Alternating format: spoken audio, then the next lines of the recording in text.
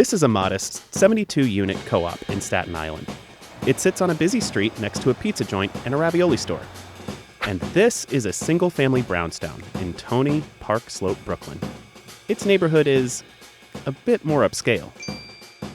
According to public tax records, the two properties have market values in a similar range, which means their property taxes should be roughly the same, right? Not exactly. Welcome to New York City's dysfunctional property tax system. The system we have now is just pretty much wrong for a whole lot of segments of our society. You have enormous disparities across the city. I just think it's so unfair. I've gone through my 401k. We have to keep fighting. We can't not fight anymore.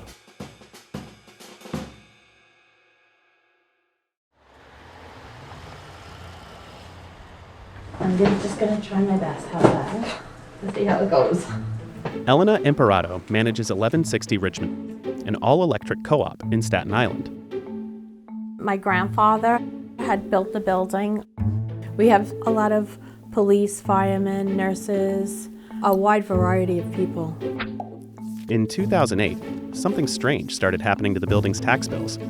They went up, and up, and up. In a little more than a decade, 1160 Richmond's property taxes have gone up nearly 300%. According to Elena, no one at the city's Department of Finance could explain why. It's like a rock and a hard place here. You don't know where they come up with these numbers. My apartment is 3 rooms and $4,500 a year. I lived in Brooklyn. I didn't pay that for a whole house. There are a lot of people here who are on a fixed income. I will be one of them soon. It's a lot of money to not be reasonable. Spiraling costs. 900 square foot apartments paying more in taxes than single-family homes. How does this happen? The way the system works is a bit complicated.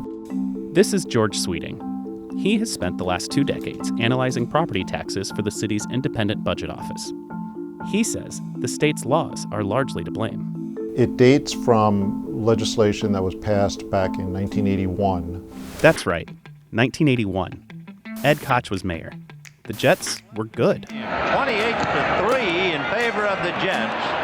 And New York City had a problem. New York's highest court had ruled that the way the city administered property taxes was illegal. In response, state lawmakers chose to remake the system. The system they came up with was designed to favor owners of 1 to 3 family homes over renters and businesses. They did this by dividing all New York properties into 4 distinct classes. Class 1 properties, those are 1, 2, and 3 family homes. Class 2 properties are rental plus co-op and condo buildings. Class 3 is the property of utility companies, and then Class 4 is everything else. Once separated into these categories, lawmakers created different rules and formulas for how each class would be taxed, again with the scale tilted toward 1 to 3 family homes. To see how this works, let's look at our 2 properties, the Staten Island Co-op and the Brooklyn Brownstone. The effective tax rates we flashed on screen earlier represent a more than 2,000% difference between them. How does this happen? Remember those market values on our 2 buildings? In a perfectly fair system, taxes would be based on a percentage of those market values. The more your property is worth, the more you pay. But then you'd have the owners of 1 to 3 family homes paying hundreds of thousands of dollars in taxes. So instead, the city essentially invented a new value to calculate property taxes, what it calls an assessed value. Here's where things really start to get wonky. For 1 to 3 family homes built before 1981, the law places a cap, or limit, on how much a homeowner's assessed value can rise each year. Just 6%. That means no matter how much a home's market value goes up, its assessed value, the amount it's taxed on, can only increase by 6% a year.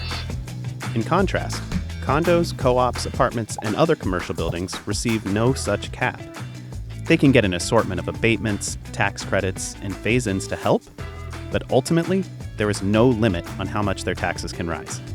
This is part of the reason why our $5.1 million brownstone's assessed value has stayed a modest $50,000, while our Staten Island Co-op's assessed value, which isn't capped, has climbed to $2.1 million.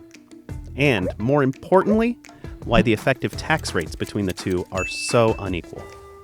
One of the goals was to protect Class 1 properties and to limit the increases in taxes that they would face. Those protections have worked pretty well.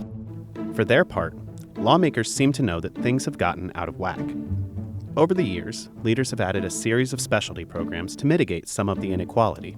But critics say the system has become so complicated, many taxpayers don't even know these programs exist. It's created a confusing, difficult situation to navigate. Jeff Gulkin is a property tax attorney who has spent more than 2 decades challenging assessments for a wide variety of New Yorkers. He says fixing the system is critical. This is an egregious, broken system that needs attention. And it's tied in with the economy, it's tied in with housing, and it's tied in with making the city what it should be. So, what's to be done? Our property tax system is not fair and equal. It needs to be addressed. Here's the way to do it. Over the years, multiple administrations have set up commissions to study the issue.